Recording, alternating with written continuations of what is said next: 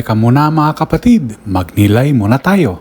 Noong 1879 sa isang maliit na nayon sa Knock, Ireland, nagulat ang mga tao ng pagpapakita ni Maria, San Jose at San Juan Evangelista.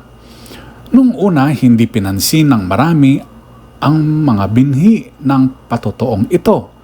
Ngunit makalipas ang mahigit isang siglo, kinilala ng simbahan bilang puok ng biyaya at ngayon ay dinarayo ng mga peregrino mula sa buong mundo.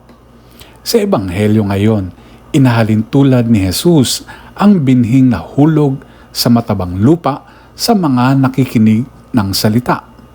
Iniingatan ito at namumunga sa pagtsatsaga.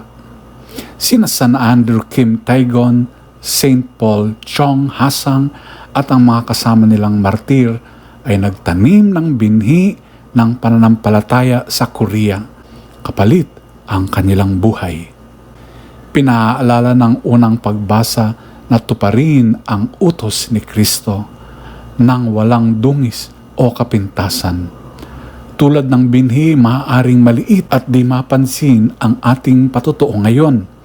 Ngunit sa oras ng Diyos, ito ay namumunga.